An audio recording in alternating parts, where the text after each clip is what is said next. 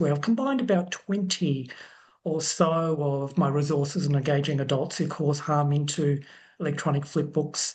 Something like the Perpetrator Action Plan Toolkit, which has a range of assessment forms, but also tips on engaging fathers and others who are causing harm. So I'll just provide a little bit of a taste of some of that today.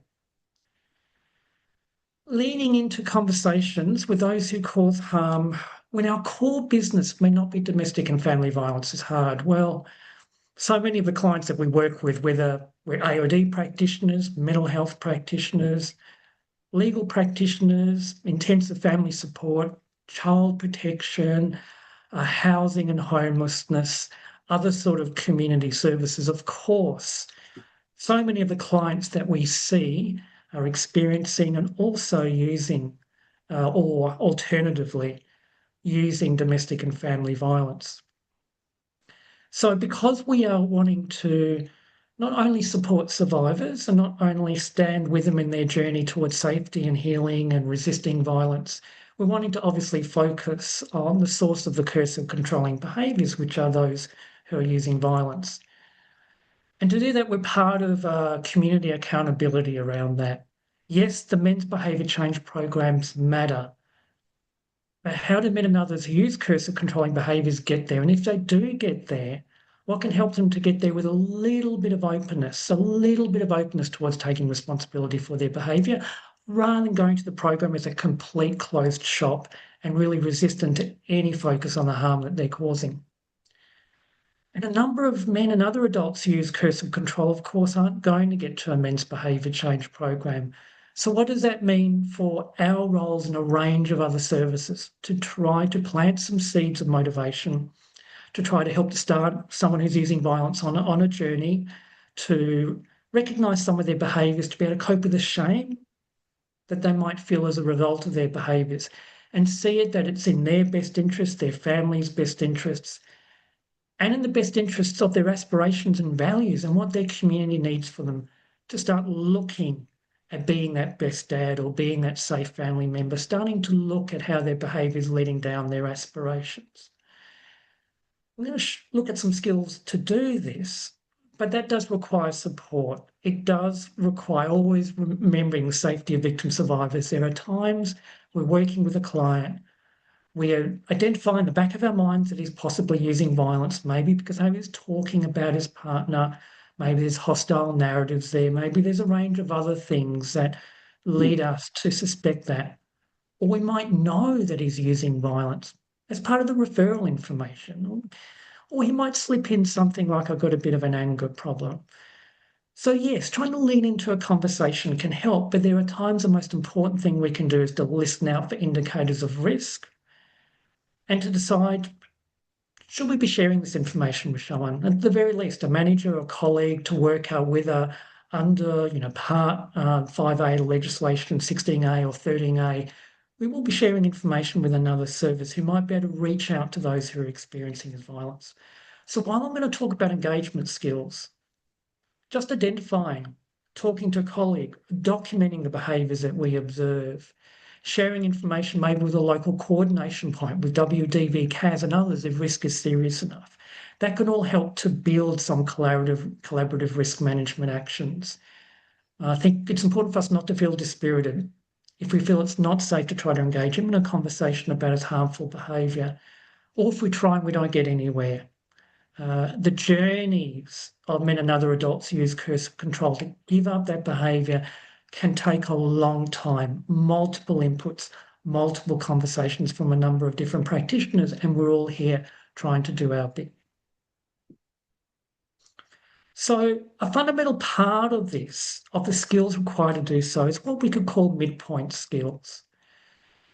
If we think of our role, maybe not the behaviour change, but to try to do some opening, some behaviour opening to see if he might be interested in starting a bit of a conversation with you about some small aspects of his harmful behaviour. He's probably not going to want to talk about much, but there might be some pebbles of his harm or some beginning points of his harm that he's willing to talk about. If we're wanting to invite him to see how long he's prepared to talk about that harm, the impacts on others, and how those behaviours aren't consistent with who he is, so that we can see if he is motivated to take a next step for referral to a behaviour change program or maybe the brief intervention service by no to violence, etc. There's going to be a degree of discomfort in the conversation. He's not going to be wanting to talk about his harmful behaviours because that will elicit some shame, and he might also, of course, not want to incriminate himself. So I think given this, we often need to gently bring him back to focus on his behaviours in a way that doesn't shame him or persecute him or moralise at him, but also in a way where we're not trying to collude. And this is tricky, and I'm going to run through a number of skills here. And as you can see on the screen, we were trying to find a midpoint. If the client, the man that we're talking with, says something like, well, you would lose it too, Rodney, if you had to put up with her crap. We want to be able to respond in a way where there's a bit of listening, but not that obviously reinforces the beliefs that he has about his partner or former partner, through which he gives himself the green light to use violence. Many of the men and other adults who use coercive controlling behaviour believe that it's justified because they see themselves as a victim, paradoxically, of his partner or former partner's behaviour. Many men who use coercive control have a strong sense of entitlement, expectations they don't just convey to their partner as hopes, they set as rules. And if his partner does not follow those rules, he can believe that he has been perpetrated against or violated against. We see this commonly in jealousy, for example, of many adult users of coercive control, not all, of course, but a number struggle with possessive or obsessive jealousy, strong emotional reactions when they feel jealous. And of course, that can come from a variety of different sources, including for some, not all, but some from a trauma background. The male entitlement comes in because men in our society can get away with blaming her for making him feel jealous. You shouldn't be talking to that other fellow. I told you not to. I'm a jealous and angry guy. Why did you do that? Can't trust women. They're always going behind your back, et cetera, et cetera, et cetera. There are a lot of sexist belief systems which, unfortunately, in our patriarchal society, really condition men to blame her for his intense emotional reactions rather than him taking responsibility for his own trauma healing, or rather than taking responsibility for him being able to manage his own feelings. Often men through entitlement can get away with blaming their partner or former partner. And that is where the coercive control comes in, because if he believes that she's making him jealous, then he thinks he's got a right to shut down some of her behaviours that he thinks is inconveniencing him. That's where the social violence comes in, or the humiliation, the gaslighting and emotional abuse, other forms of violence to try to shut down her behaviour so that she doesn't spend time with other men, or so that she doesn't feel attractive around other men. He believes he's got the right to monitor her behaviours and to keep being at her in very insidious, covert little ways so that she doesn't dress up in particular ways, so that he can humiliate her in front of particular friends that he doesn't trust. They are all tactics of coercive control that he believes is justified because he thinks that she is harming him based on his unreasonable, inappropriate, entitled expectations. And that's why these coercive controlling behaviours can be patterns. They can be patterns, unfortunately, over many years.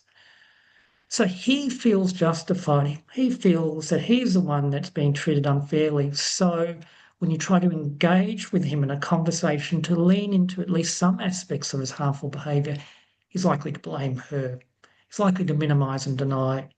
And so responding carefully to that is really important so that we don't drive him either towards defending himself if we're too oppositional, or so that he doesn't feel vindicated by that view.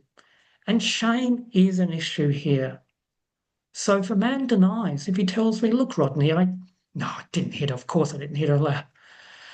Yeah, I spat at her, but I didn't hit her. She was in my face. She was screaming at me. I didn't want to lose it in front of the kids.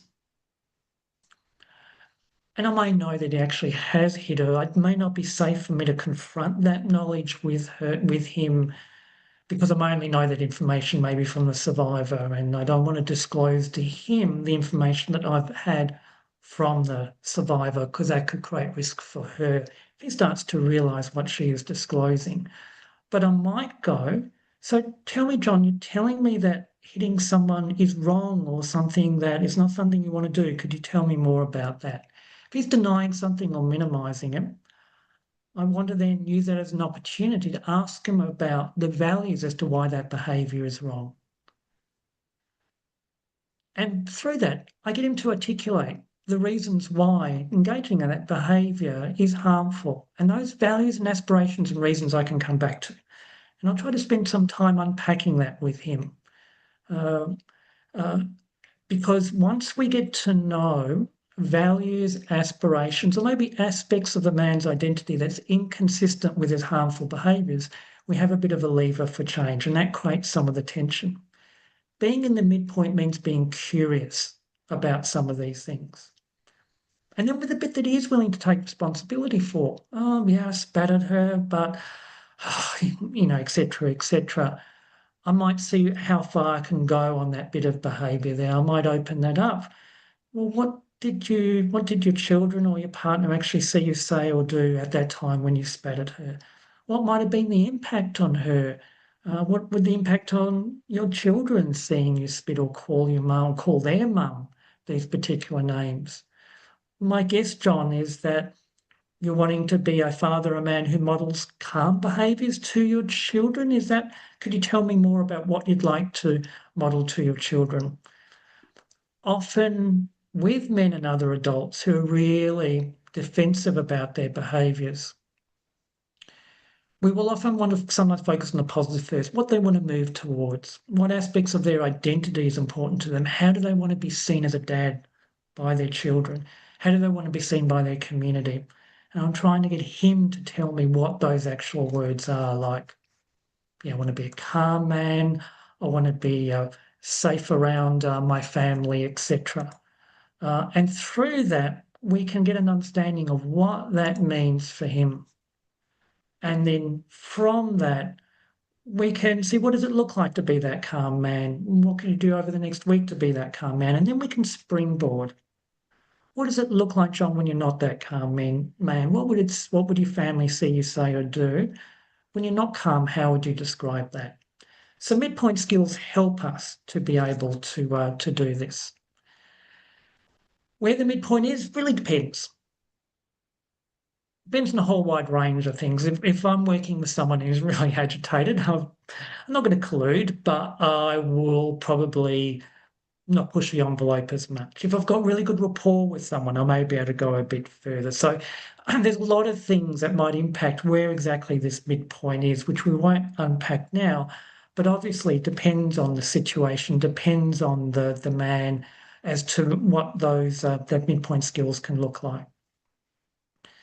So as we talked about, if we're trying to invite him into a conversation, to focus on some aspects of his coercive controlling behaviour that he's willing to talk about, knowing that it's only going to be a small aspect to begin with, because of shame, denial, minimisation, he's not going to want to talk about most of his harmful behaviour because he sees it as justified. But I want to start off with something. If it's a productive conversation, he's going to feel some tension because he doesn't want to look at himself as someone who's causing harm. It may not fit with how he wants to see himself.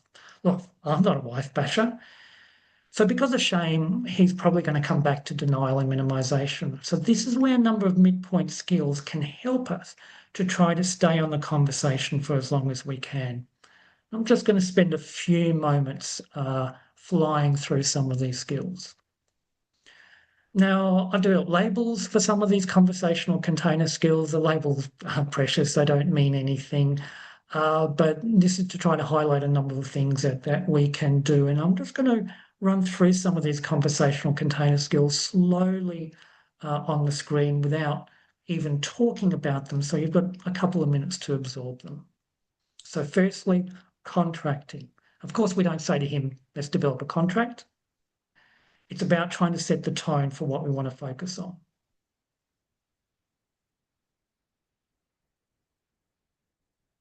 And then, of course, we'll need to remind him again. There may be a later point in the conversation where he goes back to wanting to blame her or to minimize his behavior, wanting to talk about her. So we might just need to gently bring him back on track. And sometimes I use a bit of narrative practice in this. I might talk about, so John, it sounds like you've got a really strong urge here to talk about your partner, Sally, again. As we talked about before, this is an opportunity for us to talk about what you can do, who you can be to be that calm man. What can you do to manage that urge? So I'm inviting him to manage that urge. A couple of others here, redirecting, which I won't go into detail now. And then obviously setting limits. As you can see here, I'll just leave 20 seconds or so to look at this example.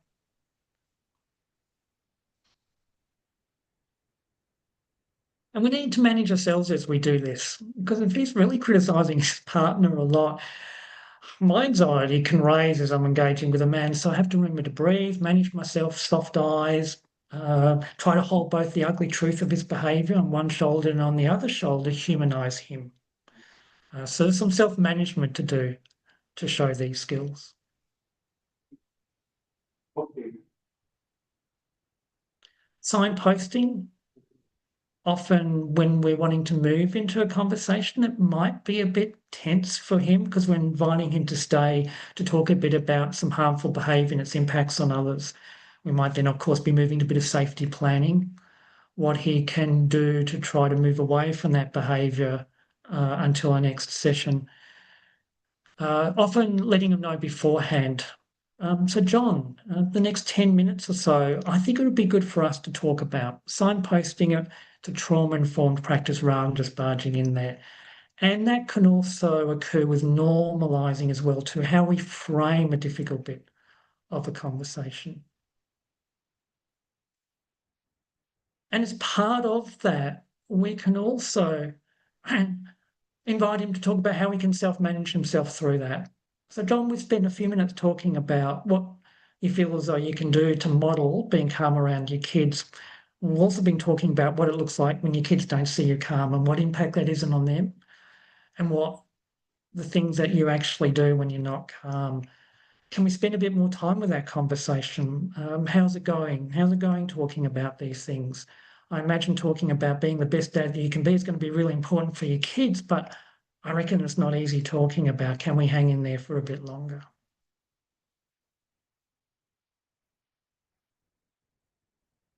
Talking about the talking, another skill, if the conversation isn't going well, is continuing to minimise, deny, blame his partner. We may need to do, I guess, a bit of a timeout in a way. And try to see if we can get the conversation back on track as per this green example. And the supporting self-management, as I've talked about before. And again, you'll see some examples here of some things that we might say to a user of violence to invite him to consider what he can do to hang in there with difficult conversations.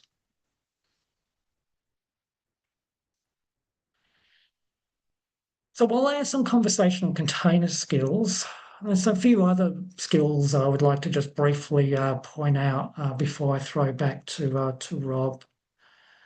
One of those is that often because we want to hold the men and others who cause harm accountable, I sometimes think we go too fast and we don't listen. And we're also so worried about colluding.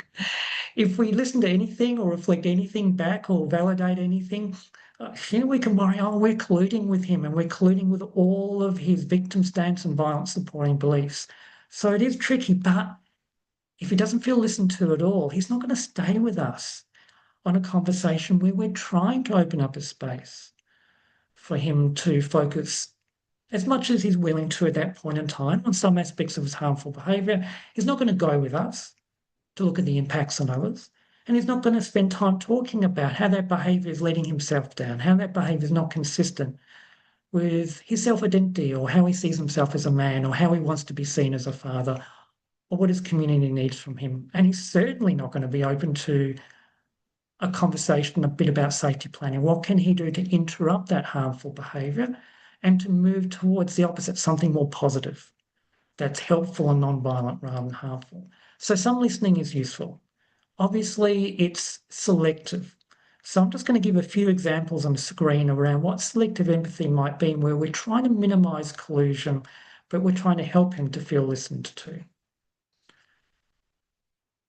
So on the right here, part of the screen, there's some examples here where you can see that I'm trying in these examples not to collude with his view that his partner is hysterical or that she makes him explode, that he just can't take it anymore from her. You know, all of those beliefs and thought stacking that he uses to give himself the green light to use violence that he may not be aware of at the time because his thoughts are so automatic and he's had them so often. He often just feels powerless and he sees himself as exploding and all of that.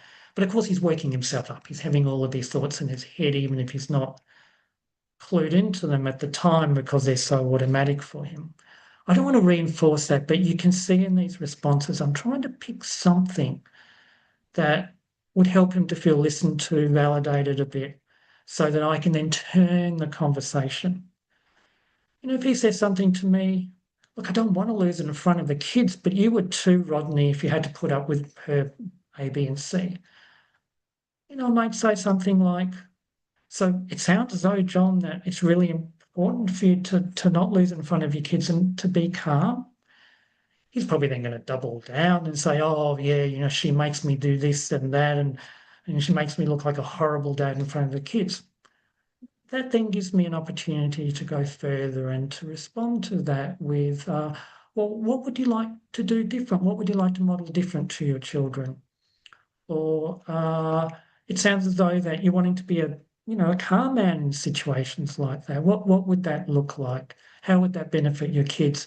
I'm able to turn the conversation to something around values, aspirations, impacts on others, or maybe some safety planning. What can you do next time Sally has some really big feelings and she's upset and she wants you to know it? What can you do to model to your children that you can stay calm even when you're having big feelings? So there's a bit of selective empathy around the difficult situation that he feels, but I don't want to collude with his view that his partner is hysterical. Similar to that is selective validation. Uh, of course, underneath coercive control can be some ugly motivations. It can be around male entitlement. It can be around men wanting to keep things as they are and wanting to extract benefits from their partner, housework, emotional labour, other benefits. So the intentions can be really ugly. At the same time, there can also be honourable intentions. He might be really wanting to be heard in the relationship, doesn't know how to do it, and so he uses violence and control to try to get heard, and of course that has the opposite. So sometimes we can validate something that might be an honourable intention there that again helps them to feel listened to.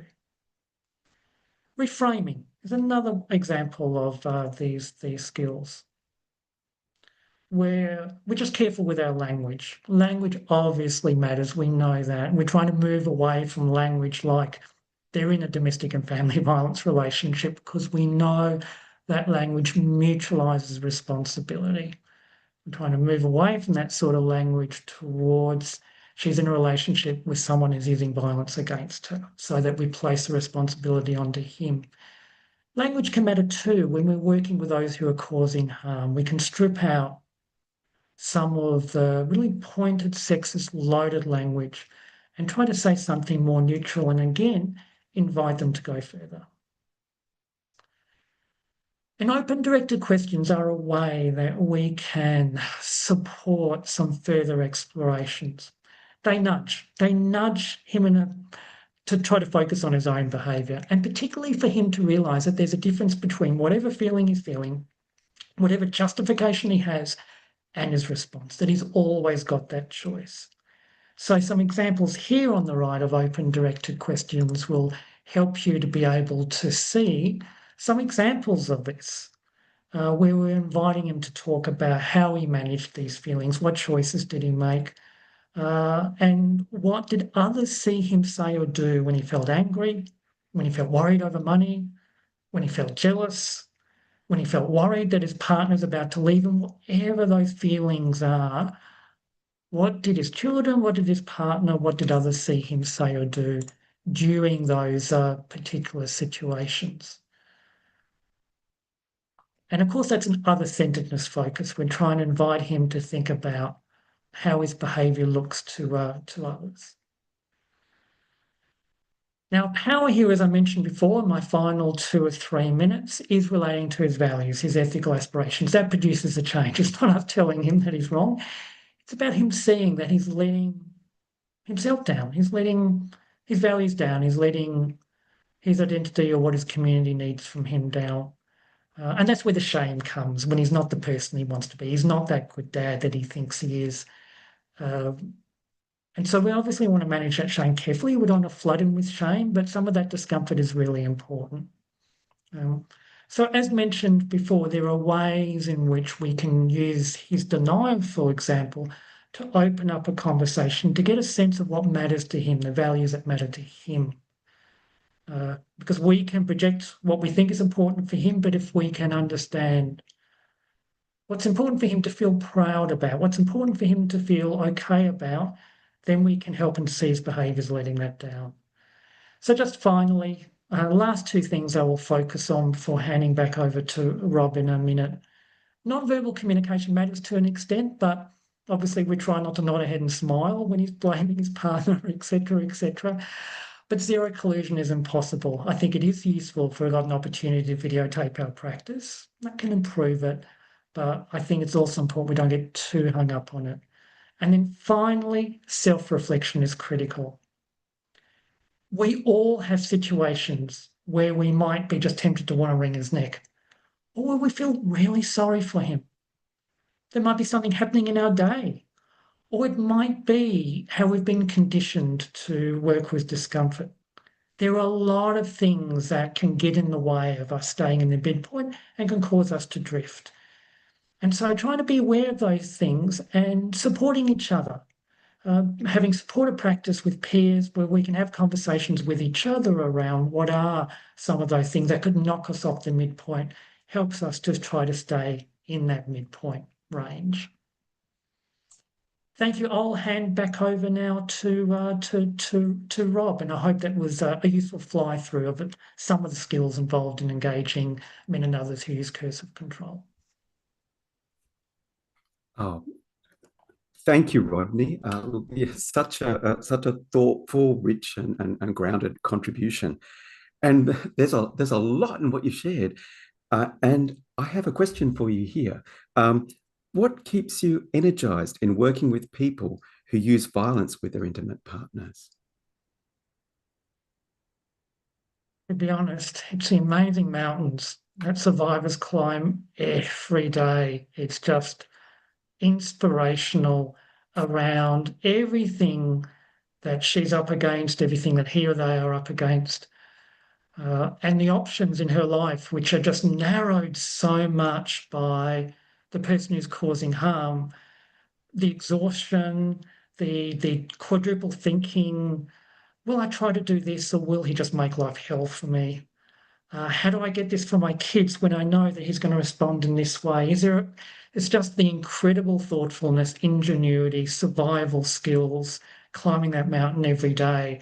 Yeah, I think that gives a lot of inspiration for me, to be honest, Rob. Thank you, Rodney.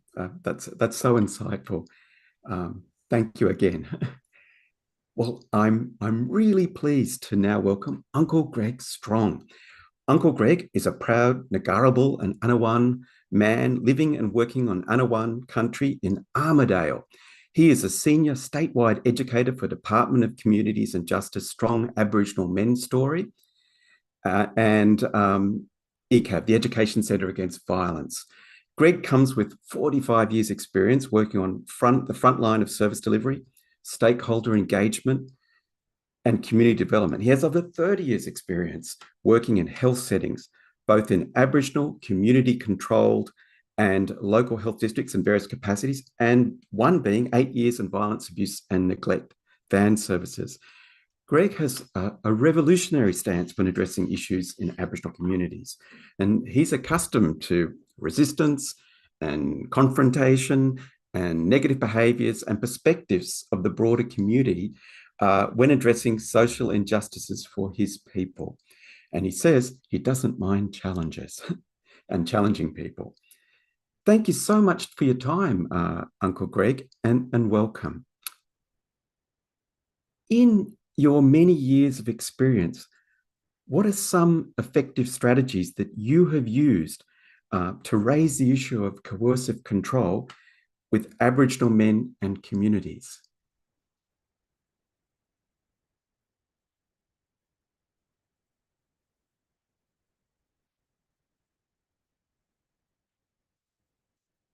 We might need you to unmute, Uncle Greg.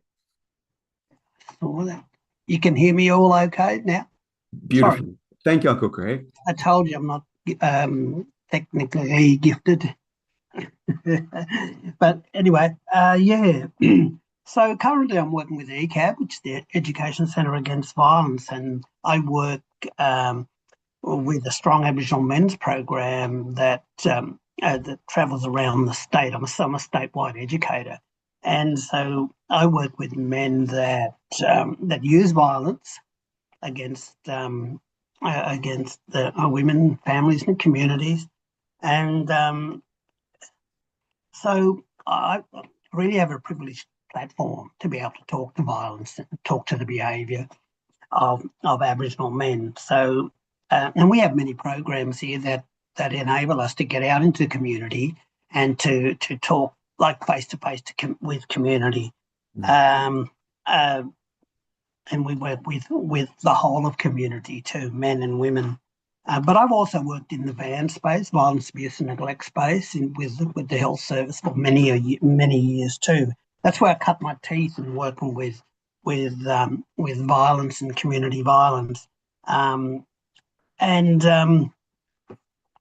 so our program, well, we work with men. You know, I guess, you know, like we talk about the hard issues, the tough issues, but we spend a lot of time like building the men, and Rodney spoke about that with men that come into the room and they're so full of shame and guilt, and so I think there are just many different approaches that. So the program that I just finished was a pilot program, but I found out that there's just so many complexities around working with men and working with Aboriginal communities and domestic violence, and because we have to take quite some different approaches. So about getting community involved, we need to get the broader community involved, and so that's working with women, that's working with the aunties and the grandmothers. We have to take a really cultural approach in working with the broader community, working with all of the families. That's the only way we can do business in Black communities, is to engage the whole community and engage the elders, engage. And we need the women on board when we're working with these programs with our men. We consult with them broadly. Look, one of the strategies that I've tried in the past when working with VAN is trying to get men involved in, to come out and be a public voice about violence in our communities. When I was working in a health setting, I tried to get, even male health managers, male health staff to come out onto the street and to be a voice, and let's confront the community. Let there be a man. Let men lead this. Like in our community, we've always waited on the women to do all the hard yards and carrying communities, and they're the voice out there. And we're saying to the men all the time, we've got to stop this. We have to take up. We have to. We have to be the voice. And I always say, working in this field, it's going to take courage and it's going to take boldness. And, and they're attributes that I must have in my life as a facilitator, and I have to come with a vision and I have to come with a cause. I know I quite often mention the revolutionary approach to dealing with domestic violence, and and these community violence in Black communities. And it does take courage, and I take my hat off to all the people that work in this field, because it's hard yakka. And so, like, there are many things that we need to do. We need to be reaching out to the broader networks. We need to, and that's one of the things that I had to do too. We cannot work in isolation when working in communities. We need all those other networks, all those other services to come on board, whether they're supporting men, whether they're supporting families, whether they're supporting children. And they need to be a part of it. They need to be, they sort of all need to be encouraged to step up to the plate and to be a part of what we're doing too. I might add, Robert, if you just slow me down or tell me what, I will need your guidance. Because there are so many, there's such a lot of issues that we have to bring to a community. We bring men's behavioural change programs very differently, I believe, because we have to come with a cultural lens. We've got to come with a cultural lens, which really is a really strong foundation for us to launch from when we're dealing with behaviours in communities, because we can say to Aboriginal men, well, that's not a part of our culture, to be using this type of violence in our view. We have very strong family systems, so that becomes a really major, that gives us a major, we were able to develop some really strong strategies to be able to reach out to our families.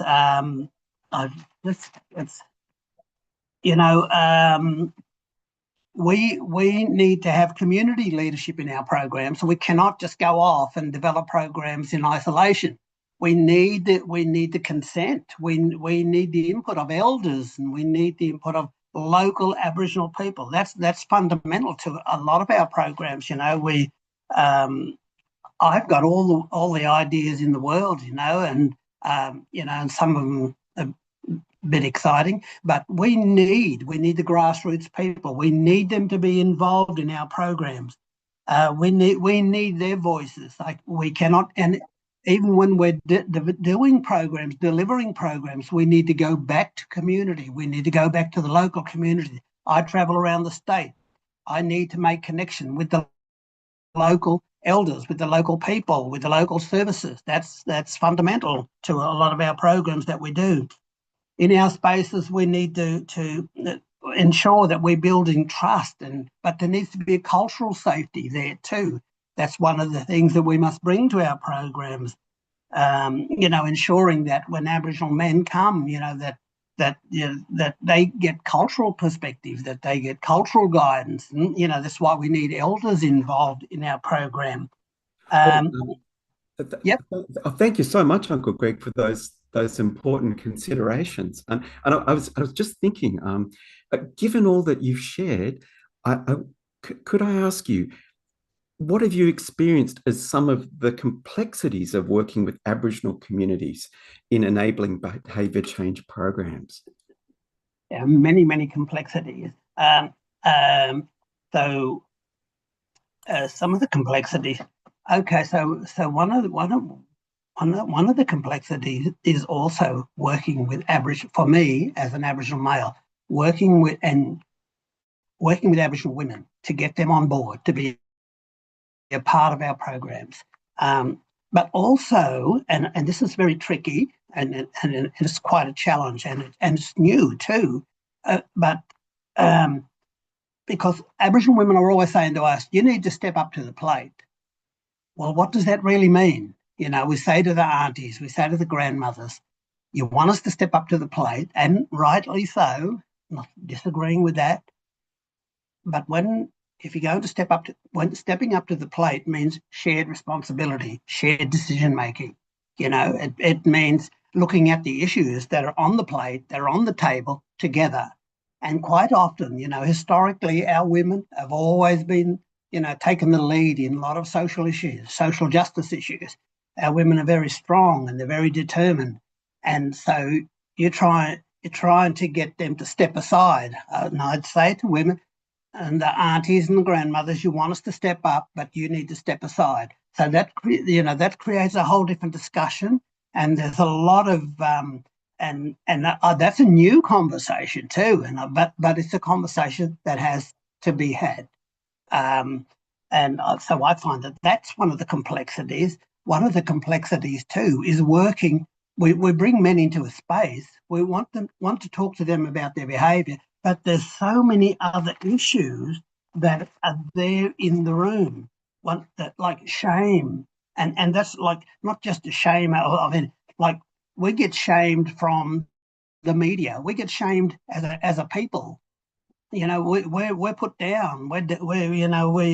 We carry that guilt and trauma. So all those issues that sit in the room, like there's a poor self-image. Those men that come in there, they're depleted men and powerless men. Their character has been assassinated, and we want to deal with their behaviour, but but I think that's one of the complexities for me, is to come back into the room and to deal with a lot of those issues. Thank you, Uncle Greg. Thank you so much for sharing your critical insights with us. This is really such complex and important work, and I want to genuinely thank you for your guidance on some of the ways to navigate that complexity. Thank you. Yeah, and just thank you again, Uncle Greg. Your experience and the willingness to share has been really critical for all our practitioners attending today. So I now welcome Dr. Grace Jennings. Grace is an associate lecturer in social work at the University of Wollongong and is the practice specialist for Family and Safety and Relationships Australia, New South Wales. Grace is a social worker in the domestic and family violence sector, whose practice experience has involved working with both victim survivors and users of violence. Grace's PhD research explored online and digital programs for users of violence and the influence of extending typical programs beyond just in-person service delivery. Grace's research interests include gender-based violence, and in particular exploring interventions with users of violence. Thank you so much, Grace, for contributing to our discussion today. Grace, I just wanted to start by asking you, could you please share some key points from your research and your practice, focused in particular on effective interventions with users of violence? Yeah, absolutely. So thank you for having me, and also really grateful to be sort of sharing this space with Uncle Greg and Rodney, and sort of a little bit enamored by the presentations. So I feel it's a tough act to follow. And I'm also in beautiful Darawal country, and just behind me, which you can't see, I'm at the base of Mount Gira on University of Wollongong campus, and Mount Gira is a really important space for Darawal women. So in terms of effective interventions, I had this pretty niche area of study which looked at digital interventions with users of violence. And I think the initial findings of this were quite promising. So we can extend services to platforms like phone applications and interactive computer modules, particularly programs that might be more targeted to the earlier stages of behaviour change, or potentially post-program services, so that maintenance phase of behaviour change. Online programs can be relatively low cost and easily accessible through devices, which people increasingly have access to, which is promising. And in my study, I really focused on live online behaviour change programs. So imagine this is a webinar setting, but imagine an online group setting through Zoom or Microsoft Teams. That's essentially what I looked at in New South Wales, in both the corrective services setting and also the non-government community setting. And there were some really promising findings about how online programs increase the reach of services. So they could engage with users of violence in rural and remote areas, which has always been a big gap in our service provision, or be able to connect to users of violence with shared needs who aren't geographically co-located together. So that could be perhaps users of violence with a disability, or neurodiversity, or people in the LGBTQI community where there's a lack of tailored services specifically in every local area. So online means we can engage with users of violence across different locations online with shared needs. We also found a slight increase in things like completion rates for online programs. So you can imagine you've probably attended a lot more online webinars and online trainings because you don't have to travel all the way to Darawal country to see me present right now. And that's what we see in these online behaviour change programs as well. That lack of travelling and commuting to programs can increase completion. But we still need to know a lot more about how completion of online programs is linked to a reduction of violent behaviour. So we did find that the online DV Equips program, so that's the Corrective Services Behaviour Change program, men who completed that program did reduce the likelihood of general reoffending, so that's an offence of any type, but we didn't have a significant finding about the likelihood of DFV offending specifically.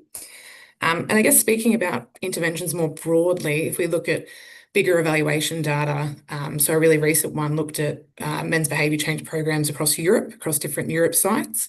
And there were some promising findings around a completion of a program indicates a reduction in types of abuse like physical violence and sexualised violence, and a slight reduction in emotional abuse. But I guess the really key thing to look at is a lot of the successful outcomes are reported by partners and ex-partners linked to the programs is about their increased space for action. So that really sort of emphasises the importance of the victim survivor advocacy and the current and former partner support that's embedded into behaviour change programs. Because rather than the focus always being on the man's behaviour change, it's also about how victims, like Rodney said, survivors consistently step up in their space for action and are validated in their experiences of abuse, and then are supported to grow on their protective factors and how they've been keeping themselves safe. And also, I liked, Robert, you mentioned before around your work with Barnardos and children and young people. So recent evaluations are a bit mixed about the impact of behaviour change programs with abusive fathers. And I think as a sector, that's a real goal that we want to work towards, is how do we make sure we increase the focus on fathering and safe and ethical fathering, and including children and young people in evaluation. Thank you, Grace. That's fascinating, and thank you so much for sharing your insights about this important research. I also want to ask you a little bit more about something you just touched on, which is working in different spaces and modalities, and specifically, what have you found are the benefits and positives of working in the online and digital space to do this work? Sure. And again, everyone laughs when I talk about my research project because I'm such a tech-phobe person. I'm a big Luddite. I much prefer to be in person in lots of ways. And like I said, these online programs do increase the reach of services. We know that we can create access pathways for people who previously can't access services. And lots of the workers I spoke to who live in rural and remote areas just said, we can't keep saying no to these men because they can't drive 3 hours to a program. We really need to create an access pathway for them. I think the most interesting thing about working in online spaces is that for the first time, users of violence are doing this type of work in their own homes. And this means a few things. The first being that workers had a glimpse into the homes of participants. So if I didn't have this blurry white background, you would be able to see my whole office at the university and get a bit of an insight of my personal context. You'd also be able to hear my colleagues outside in the hall who are actually being quite noisy. So I'm sorry if you can hear that. And because people users of violence are in their own homes, facilitators had access to more information. So is there a private and confidential space that man can sit in? Can that space be maintained? Participants had to provide information about who would be in the home while they did these programs, and what does the routine look like at home during the online sessions to sort of safety plan around whether online engagement was okay. And because participants were completing sessions in their own home, often in close proximity to their partners and children, there was a real emphasis on situating the experiences of partners and children. So participants were consistently asked to consider their partner and children on the other side of the door in that next room. What will it be like for them when you're doing this type of work in your own home? How will you transition from this program space where you're having difficult conversations about your behaviour to the home space, walking out that door and having to be a partner and having to be a father? How will you do that? And this meant that participants were enacting and embodying the content of the program in their own homes, potentially where they've used abusive behaviours before. So as we've spoken about, there's a real emphasis on emotional attunement and regulation, conflict. Oh, sorry, just got a notification. Conflict resolution, communicating about difficult topics, and participants were doing this in their real homes for the first time. So I guess the merit in that translation from the program to the real life is promising in some ways. Now, these therapeutic mechanisms are coupled with these unique online accountability mechanisms because we were really nervous as a sector about the risk of men enacting and embodying content in their own homes and the risk to partners and children. So these therapeutic mechanisms were developed also online accountability mechanisms. So all participants had to complete additional online sessions to assess their ability to engage online. Like I said, they had to provide information about their home setting, their daily routines, their interactions with family members to assess that online world and how safe it would be. They had to complete location checks prior to each session to confirm they were in the planned location, and participants weren't allowed to disappear from view. And they couldn't have background filters like this. So it was kind of this added expectation of how you would behave and engage online that was coupled, which a lot of people were concerned about, that online would be easier or men would be able to sit back in sessions and hide almost. And there were aspects of that, but there are also aspects of this additional accountability as well, which is promising. Thank you so much, Grace. There's so much to unpack there. Yeah, and I really important conversation. So thank you, and a really important evidence.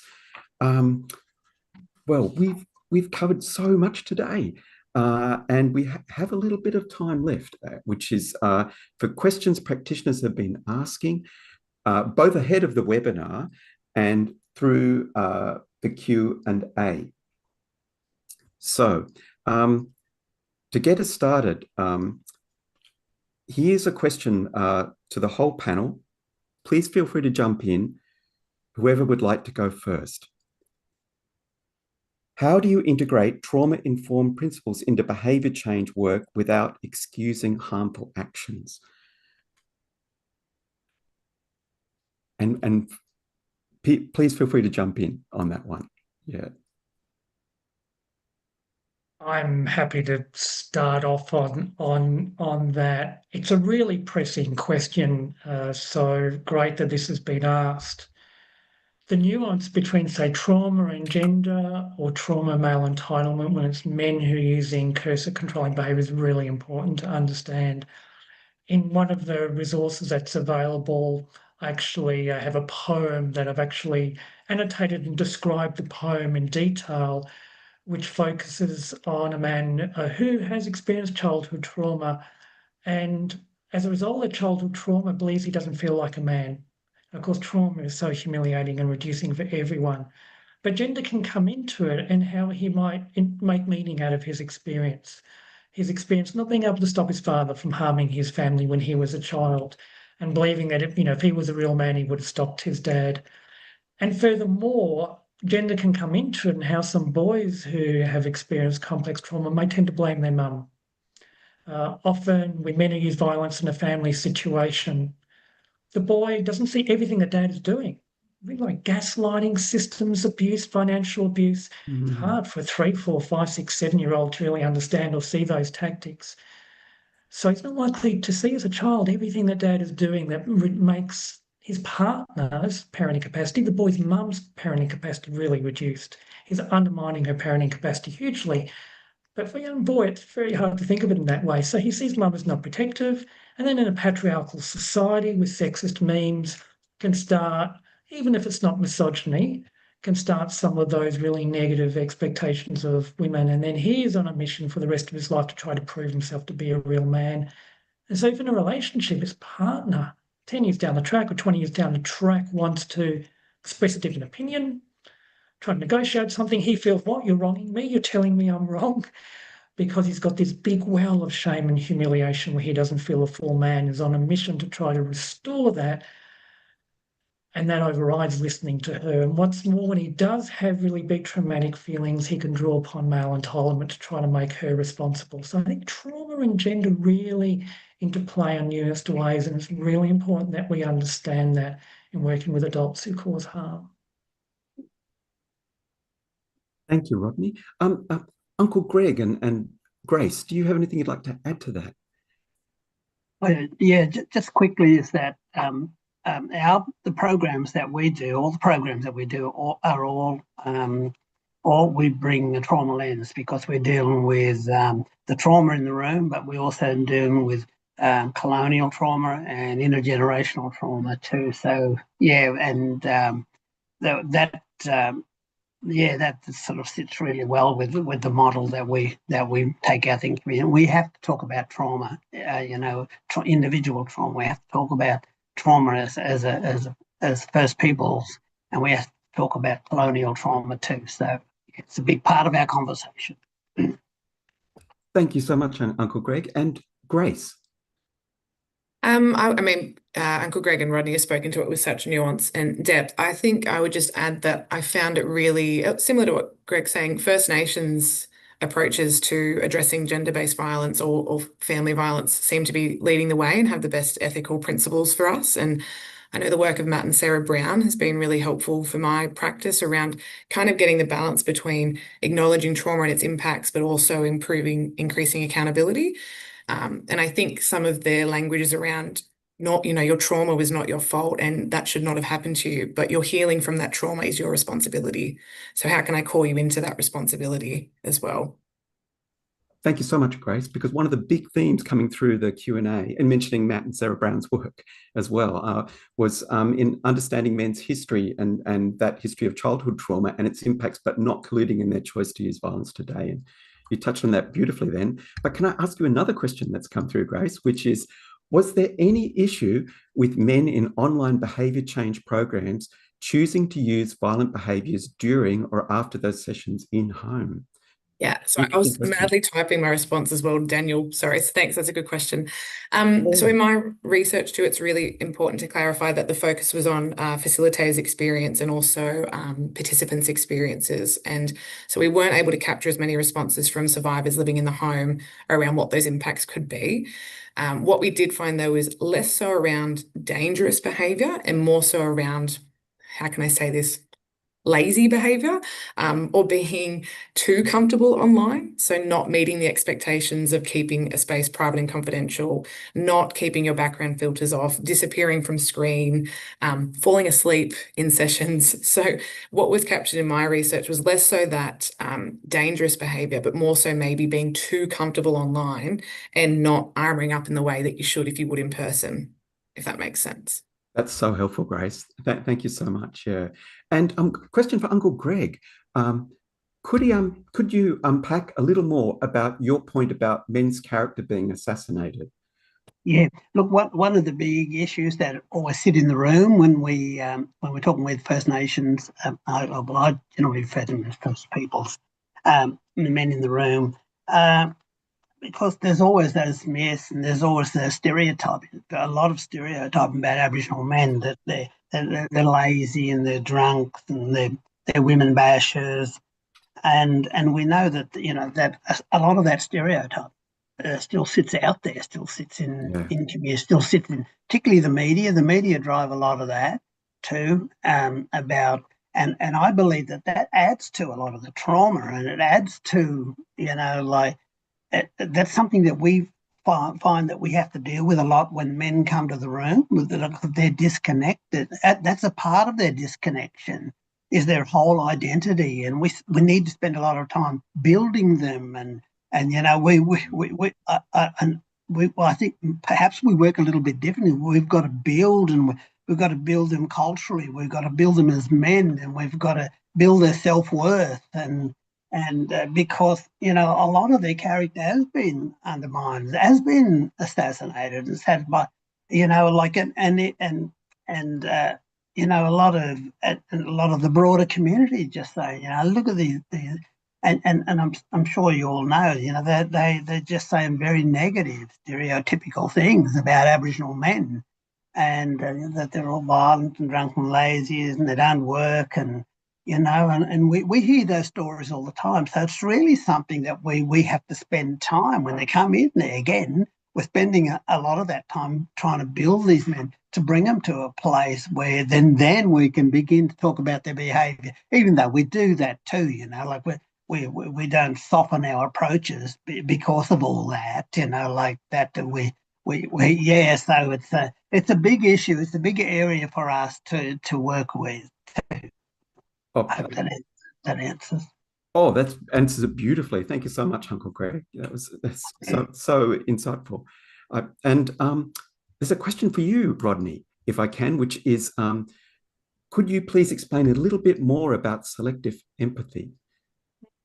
Oh, I think there are things which we can try to listen to in an adult's response who's causing harm to help us to then take the conversation in some way that can be reproductive. So selective empathy can mean listening to a big feeling that he's experiencing. She makes me feel this. I lose it when she does that. I feel so jealous. I'm under so much financial stress. Selective empathy can be, can we talk a bit about that anger or the jealousy or financial stress? What do others see you do when you're feeling a lot of that stress? Oh, she yells at me all the time and we have all of this great conflict. Can we talk about sometimes, when that conflict's really strong and how you manage yourself when there's conflict? So again, I've shortcut it. We might say it over 3 or 4 exchanges, but one of the selective empathies, I want to hear if he's bringing forth a big emotion, a big feeling that he's probably not taking responsibility for, that he's blaming her for and giving himself the green light, and then can engage in some questioning to see what choices he makes, how he can manage those feelings, what are the impacts of those choices, using the techniques I showed to try to strip away his blame of her. So that's one. I might also listen to values. I'm a good dad. Everybody knows I'm a good dad, but she makes it impossible. Oh, John, could you tell me about what being a good dad means for you? When you're at your best, what do your kids see? So again, those values and aspirations, because he's inevitably letting those behaviours down. A third thing I might listen to is something that he's trying to do. I don't want her to listen. I want her to understand. I might validate. You're trying to get across something, but it sounds like the way that you're doing it is making it less likely that others are really going to hear you. So I might selectively validate an attention, something that he's trying to do, something that he's trying to make things work better. Thank you so much, Rodney. That's what a powerful tool. And I'm just going to go to one of the questions that was from the participants when you were registered before registering, which is, and Grace, I'm looking in your direction, if that's okay, which is, how do you ensure that your work with a person who uses violence does not inadvertently collude with or reinforce controlling dynamics? We've touched on that theme in different ways, but I'd love your insights, Grace, on that one.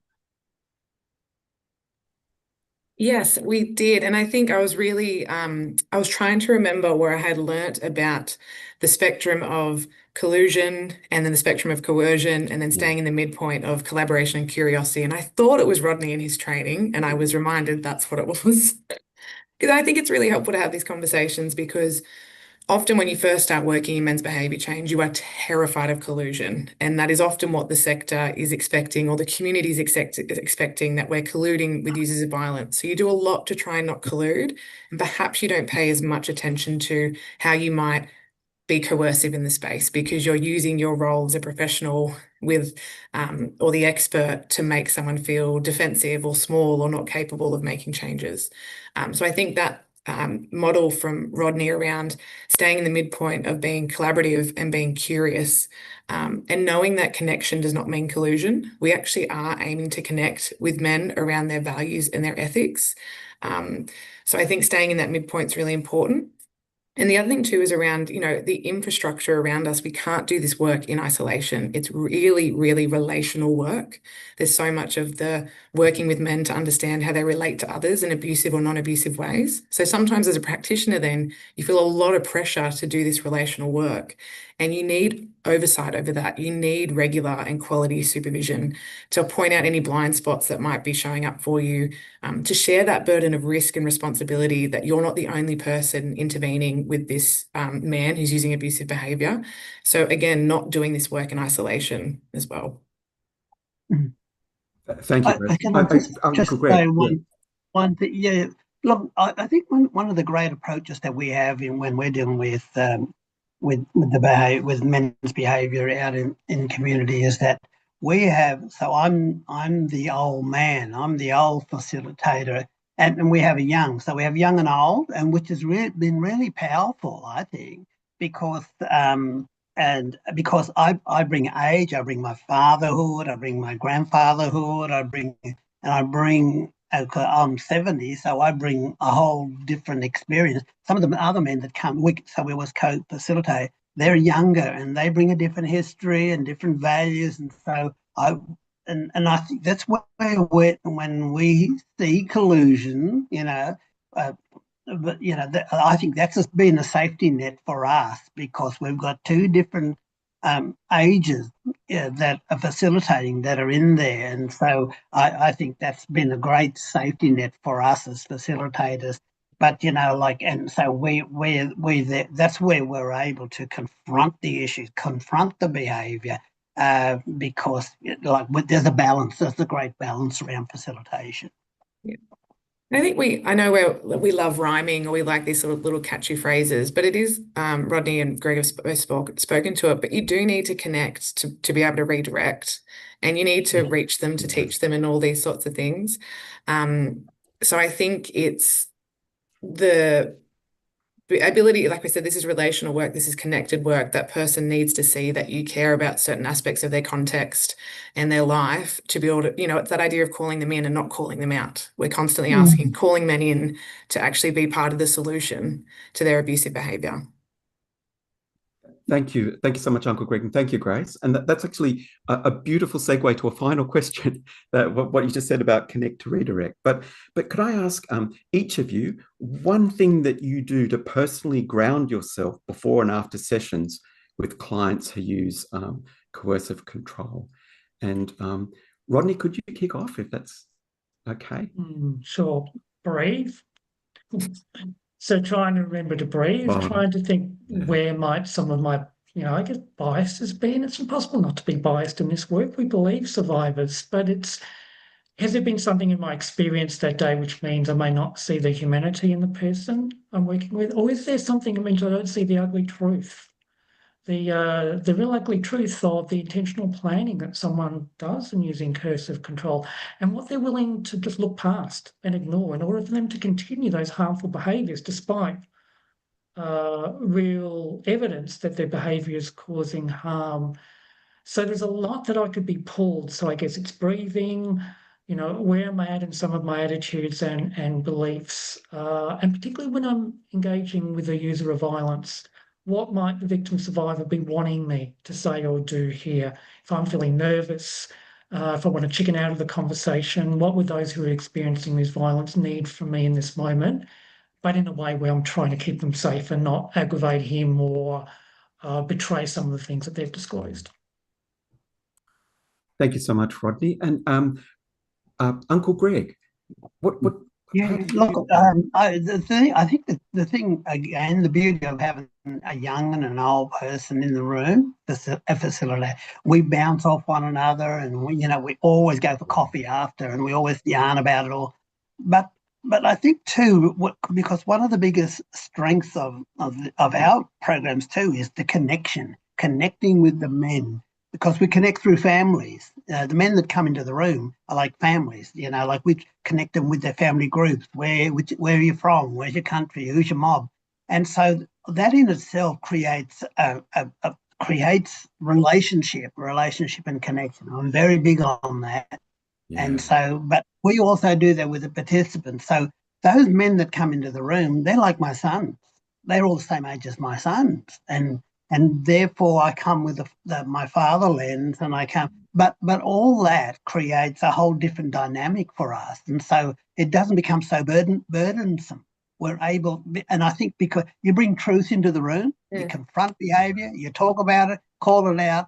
That also becomes a great debriefer, I think, in our lives. Thank you so much, Uncle Greg. And Grace, do you have a final word on that? Yeah. Yeah, it's such a good point around bringing truth into the room, isn't it? Because we do attune to what's going on for us as practitioners. Like Greg's talking about using his relationship as an uncle or older man figure. I use my relationship or experience as a woman in the room to tune into my emotional responses when they're talking about men's and women's roles in the house and how they're negotiated. And to be able to do that safely and provide that feedback and say, hey, I'm actually feeling really uncomfortable when you're talking about how you negotiate that.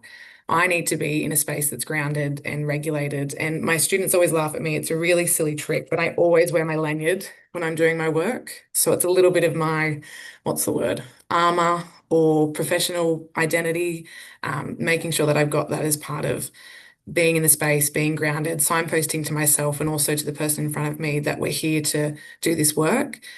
So that's a really easy grounding technique. And then, like Rodney said, breathing.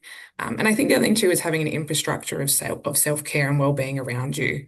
And often because this, I'll be really quick, often because we're bringing truth into the room, sometimes what's causing our distress is not being able to name that and pushing it down and pushing it down and not bringing truth into the room, holding ourselves back or being bound in a way that's actually causing a lot of distress. So this work is really interesting because it does create a lot of space for immediacy or attunement or connection with the person in front of you. And that sometimes helps to, yeah, ground you because it's honest, it's authentic. What a beautiful answer. Thank you so much, Grace. And I want to say thank you to everyone for your thoughtful questions. And a big thank you to our panelists for responding so generously and so clearly in the moment.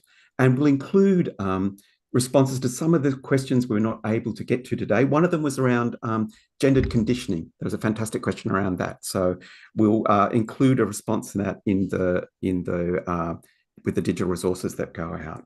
But as we come to the end of today's webinar, I want to thank again Rodney and Uncle Greg and Grace for the depth and the clarity and the generosity of what they've shared. It's been such a rich and important conversation. And at its heart, it's been about strengthening practitioner confidence to work with people who choose to use coercive controls in ways that are grounded and evidence-informed and culturally aware and ultimately safer for victim survivors. So let me just very briefly draw together a few threads from our speakers. And Rodney walked us through incredibly practical skills and micro skills for engaging with people who use coercive control, especially how to say in that midpoint space that avoids both collusion and confrontation. They focused on helping practitioners feel more comfortable at having these conversations, being deliberate about tone, curiosity, and transparency, and using that conversational container to support accountability. Their guidance on selective empathy and selective validation and anchoring conversations in men's own values and ethical aspirations gave us all concrete tools to walk away with.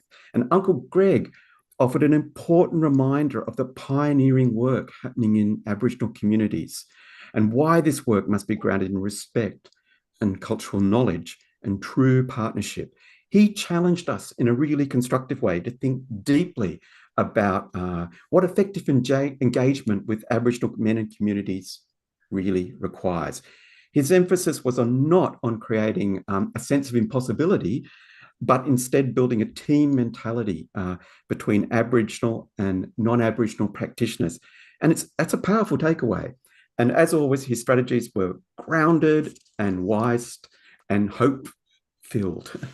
And then Grace highlighted a different but deeply connected set of challenges. As a researcher and practitioner, she invited us to reflect on how we can easily, professional roles can get pulled into controlling dynamics and the importance of working in ways that do not collude with or minimize harm. She really emphasized grounding our work in trauma-informed principles, intervening safely, preparing ourselves before sessions, and navigating the complexities that arise when coercive control intersects with fathering, and especially in including her insights on online and digital modalities. You know, fantastic. So I think taken together, our speakers have helped us to do exactly what this webinar set up to achieve, to create a space for meaningful and practical conversations about working with people who choose to use coercive control. and to act as a catalyst for that broader shift to approach this work safely and thoughtfully. So as mentioned earlier, you will receive the full digital resource pack, including practice tools, reading links, and relevant support services. And our final session in this fantastic series will be working with children and young people impacted by coercive control on Tuesday, the 17th of February. Great way to start the year. And we warmly invite you to join us. A recording of today's webinar will be made available as soon as possible. And we'd really appreciate if you could take a moment right now to complete the feedback form by scanning the QR code, which will come up on your screen. Your reflections genuinely shape how we do this work. But before we close, and I want to leave you with this thought on the last day of the 16 days of activism. We've learned something today. This is possible. We're part of a community of practice, and there is work to do, but we can do it.